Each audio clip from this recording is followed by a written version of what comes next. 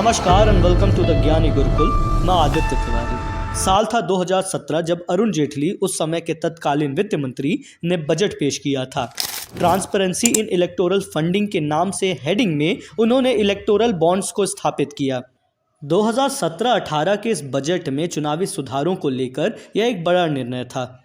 2018 तक electoral bonds के लिए रूल्स इशू किए गए और उसके बाद से यह प्रचलन में आया। एक नज़र में समझते कि इलेक्टोरल बॉन्ड्स हैं क्या, पर उससे पहले यह जानना बहुत ज़रूरी है कि यह वीडियो इंपॉर्टेंट क्यों है। आज सुप्रीम कोर्ट ने एक निर्णय पारित किया है जिसमें उन्होंने इलेक्टोरल बॉन्ड स्कीम को असंवैधानिक करार दिया। साथ ही साथ यह भी बोला कि आर्बिट्री होने के साथ साथ ये आर्टिकल 14 को भी वायलेट करती है। अब प्रश्न उठता है कि ऐसा सब क्यों कहा गया। 5 जजेस की जो कॉन्स्टिट्यूशनल बेंच बैठी थी, उन्होंने एक यूनानिमस निर्णय लिया है जिसमें उन्होंने आज ही से यह कह दिया कि अब इलेक्टोरल बॉन्ड की स्कीम को पॉज किया जाएगा। जब तक इनकी सुधार नहीं होते तब तक इन्हें आगे नहीं बढ़ाया जाएगा। सेक्शन 29C1 जो रिप्रेजेंटेशन ऑफ पीपल एक्ट 1951 है, जो अमेंड किया गया था फाइनेंस एक्ट 2017 के द्वारा, उसको अनकॉन्स्टिट्यूशनल कहा गया। सेक्शन 182(3) कंपनीज एक्ट का, उसे भी अनकॉन्स्टिट्यूशनल कहा गया। और साथ ही साथ सेक्शन 13A(B) जो अमेंड किया गया था फाइनेंस एक्ट 2017 के द्वारा, इसे भी असंवैधानिक करार दिया गया। आइए समझते हैं इलेक्टोरल बॉन्ड होते क्या हैं। इलेक्टोरल बॉन्ड्स एक बेयरर बैंकिंग इंस्ट्रूमेंट्स हैं जो कि एलिजिबल पॉलिटिकल पार्टीज को दिया जाता है। अब एलिजिबल पॉलिटिकल पार्टीज क्या हुआ? रिप्रेजेंटेशन ऑफ पीपल्स एक्ट 1951 के तहत अगर वह पार्टी रजिस्टर्ड है इलेक्शन कमीशन ऑफ इंडिया के साथ में, और उसके साथ साथ पिछले जनरल इलेक्शंस यानी कि लोकसभा या फिर विधानसभा में उसके पास कम से कम 1% वोट शेयर रहा हो, और जो भी पॉलिटिकल पार्टी इन दोनों मापकों पे खरा उतरती है वह एक एलिजिबल पॉलिटिकल पार्टी हो जाती है इलेक्टोरल बॉन्ड्स के लिए। इन बॉन्ड्स को इशू करने की authority state bank of India को दी गई है। अब पूरा हम घटनाक्रम समझते हैं किस तरीके से इलेक्टोरल बॉन्ड का इस्तेमाल किया जाता है, उन्हें इशू किया जाता है और डिपॉजिट किया जाता है। मान लीजिए कि कोई एक इंडिविजुअल है, कमिटी है, कम्युनिटी है या फिर कोई कंपनी है, साथ ही साथ हिंदू अनडिवाइडेड फैमिली है, वह स्टेट बैंक ऑफ इंडिया के पास जाएगी, उनसे बोलेगी मुझे इलेक्टोरल बॉन्ड्स चाहिए। वह उसको प्राप्त करने के लिए cheque, demand draft, NEFT, RTGS कुछ भी लिख सकती है, पर वह कैश नहीं दे सकती। आप इस बात को बहुत ध्यान से सुनिएगा। SBI उनको इलेक्टोरल बॉन्ड्स इशू कर देती है। वह फिर इन इलेक्टोरल बॉन्ड्स को किसी भी पॉलिटिकल पार्टीज़ के पास जाकर डिपॉजिट करा देती है। पॉलिटिकल पार्टीज़ को इन्हें इनकैश करने के लिए, उसको वापस से रकम में कन्वर्ट करने के लिए जो उनका एक डेजिग्नेटेड बैंक अकाउंट होता है जो कि RBI मॉनिटर करता है, सुपरवाइज करता है, उसमें 15 दिनों के भीतर इनको जमा कराना होता है।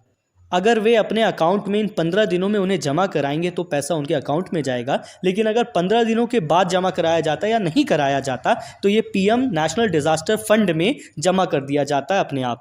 इस तरीके से इलेक्टोरल बॉन्ड्स वर्क करते हैं। अब सबसे बड़ा एसेट इलेक्टोरल बॉन्ड्स का यह था कि इनको यूज़ करने के लिए, इनको खरीदने के लिए आप कैश में पेमेंट नहीं कर सकते, जो मैंने आपको शुरू में बताया। या तो आपको चेक देना होगा, डिमांड ड्राफ्ट बनवाना होगा, या फिर दूसरे संसाधनों के द्वारा। इस कारण से तत्कालीन वित्त मंत्री ने भी यह बात कही थी कि जो सिस्टम में पैसा मौजूद है, जो बैंकों में पैसा मौजूद है, जो काला धन नहीं है, क्योंकि वह अकाउंटेड मनी है, क्योंकि कहीं ना कहीं उसका एक लिंक है, कहीं ना कहीं उसका एक ट्रेस है, इस कारण से हम पॉलिटिक्स को साफ कर रहे हैं। देखा जाए तो अभी तक सारी बातें अच्छी ही लग रही हैं और पक्ष में लग रही हैं कि बिल्कुल इससे जो अकाउंटेड पैसा रहेगा वही पॉलिटिकल पार्टीज़ के पास जा पाएगा। कोई भी काला धन नहीं दिया जा सकता क्योंकि कैश में रहता है, और ज़्यादातर काला धन कैश में ही पाया जाएगा, और कैश इसमें एग्जैक्टली मना है। एक बात और समझिए कि जब भी इलेक्टोरल बॉन्ड्स इशू किए जाते थे तो उनका डिनोमिनेशन या तो 1000 रुपये का, या 10,000 रुपये का, या 1 लाख रुपये का, 10 लाख रुपये का, या 1 करोड़ का होता था। और इसमें कोई भी रोक टोक नहीं थी कि कितना अमाउंट आप इशू कर सकते हैं, किसी को दे सकते हैं। मान लीजिए कि कोई एक बंदा A है, उसने 1 करोड़ के बॉन्ड अभी अभी किसी पॉलिटिकल पार्टी को दिए हैं, तो उस पर कोई रोक नहीं कि अब वो 1 करोड़ से ज़्यादा नहीं दे सकता। वह फिर से 1 करोड़ के और बॉन्ड लेके उस पॉलिटिकल पार्टी या किसी दूसरी पार्टी को दे सकता है। पॉलिटिकल पार्टीज़ को अपने डोनर्स की लिस्ट पब्लिश करने की आवश्यकता नहीं है। इससे वे कहते हैं कि जो डोनर्स रहेंगे उनकी प्राइवेसी मेंटेन रहेगी, वरना कई बार जैसे सत्ता परिवर्तन होगा तो उनके खिलाफ शिकायतें की जा सकती हैं और पॉलिटिकल विक्टिमाइजेशन का वे शिकार हो जाएंगे। 2017 के अमेंडमेंट से पहले रिप्रेजेंटेशंस ऑफ पीपल्स एक्ट में एक प्रावधान था जिसमें 20,000 से अधिक की रकम अगर डोनेशन में दी जाती है तो उसके विषय में सारी डिटेल, चाहे पैन हो या फिर अकाउंट नंबर हो या फिर डोनर का नाम हो, यह पब्लिश करना होता था। इसका लूप होल निकाल लिया था पॉलिटिकल पार्टीज में। वे क्या करती थी कि सारे डोनेशन जो कैश डोनेशंस रहते थे उन्हें 20,000 से कम का दिखाया करती थी, जैसे कि 19,999 का, और अपना 100% डोनेशन कह देती थी कि हमें 20,000 से कम आया है। एग्जाम्पल के लिए बहुजन समाजवादी पार्टी है। और इस तरीके से वे किसी भी डोनर के विषय में कभी भी कोई भी डेटा पब्लिश नहीं करती थी। और भी सारी पार्टीज ऐसा ही करती थी, 70 से 80% वो इसी तरीके से उसे ब्रेक करके दिखाया करती थी। 2017 के अमेंडमेंट के बाद इस राशि को 2,000 रुपये कर दिया गया। हालांकि अभी भी कोई खास बदलाव आया नहीं है। अब सभी जो रिसिप्ट्स होती हैं उनको ब्रेक करके 1,999 का कर दी गई हैं। नए कानून के साथ और भी कुछ अमेंडमेंट्स किए गए थे कंपनीज एक्ट और रिप्रेजेंटेशन ऑफ पीपल्स एक्ट में। अब पॉलिटिकल पार्टीज को अगर उन्हें इलेक्टोरल बॉन्ड के थ्रू जितना भी अमाउंट मिला, चाहे वह कितना भी हो, उसमें ना पैन कार्ड बताना होता था, ना कौन डोनर से यह बताना होता था। पहली छूट तो ये मिल गई। दूसरा, पहले कानून था जितनी भी कंपनियां उनके पिछले 3 फाइनेंशियल ईयर में जो 7.5% के प्रॉफिट अमाउंट का है, सिर्फ उतना ही वे डोनेशन में दे सकती थी। इस बैरियर को भी पूरी तरीके से हटा दिया गया और जो प्रॉफिट मेकिंग कंपनी थी, पहले यही था कि केवल वो डोनेट कर सकती है, इसे भी हटा दिया गया। अब कोई भी कंपनी डोनेशन कर सकती थी। इस पर भी अनकॉन्स्टिट्यूशनल कहते हुए सुप्रीम कोर्ट ने इसे हटाने की बात कही है। इलेक्टोरल बॉन्ड्स के खिलाफ सुप्रीम कोर्ट में याचिका दायर करने में सबसे बड़ा नाम एडीआर का था, एसोसिएशन ऑफ डेमोक्रेटिक रिफॉर्म्स। यह एक एनजीओ है जिसने सतत प्रयास किया है देश में डेमोक्रेसी को और मजबूत करने के लिए।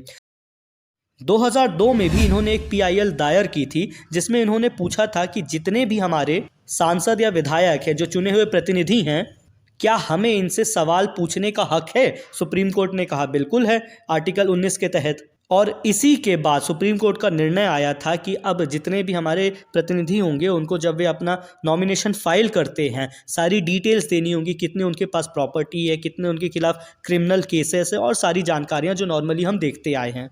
एडीआर ने इस बार भी रिपोर्ट फाइल की थी और कहा कि ये इक्वालिटी के खिलाफ है, साथ ही साथ फ्रीडम, जो राइट टू इन्फॉर्मेशन है, उसके भी खिलाफ है, क्योंकि यहाँ पे हमें पता नहीं चल रहा कि कौन सी पार्टी को कौन डोनेशंस दे रहे हैं। वोटर्स पॉलिटिकल पार्टीज को आइडियोलॉजीज के ऊपर वोट देते हैं। कईयों का कहना यह होता है क्योंकि यह पार्टी एनवायरनमेंट के लिए काम कर रही है, क्योंकि यह पार्टी महिलाओं के लिए काम कर रही है, इसलिए हम इन्हें वोट दे रहे हैं। अब एग्जाम्पल के तौर पे देखिए, अगर कोई पॉलिटिकल पार्टी को डोनेशंस आ रहे हैं किसी क्रूड ऑयल इंडस्ट्री या कोल इंडस्ट्री से, तो ऑब्वियसली डोनेशंस पर क्विड प्रो बो जो कहा जाता है, कुछ फ़ायदे के लिए सोचा जाता है, यह एक्सपेक्ट किया जाएगा कंपनी के द्वारा जब वह पार्टी सरकार में या सत्ता में आएगी। इस कारण से एडीआर ने कहा कि हमारे वोटर्स को पूरा हक है कि वे जान सके कौन किसको कितना डोनेशंस दे रहा है। सुप्रीम कोर्ट ने यह बात को साफ साफ रखा कि फंडामेंटल राइट्स जो सिटीजन की हैं वह ज़्यादा इंपॉर्टेंट है किसी भी कंपनी की फंडामेंटल राइट्स से। कॉन्स्टिट्यूशन ने सिटीजन्स के लिए फंडामेंटल राइट्स दी हैं जिनको प्रिजर्व करने का काम सुप्रीम कोर्ट का है।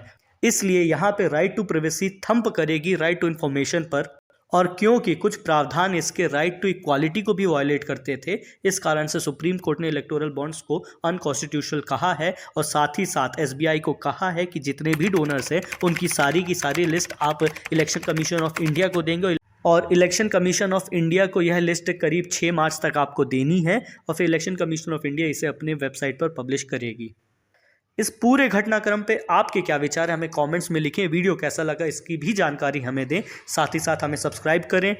यह जानकारी अपने दोस्तों के साथ भी साझा करें। कोई नए टॉपिक पे आप वीडियो चाहते हैं हमें कमेंट्स में लिख कर बताएं। तब तक अपना ख्याल रखें।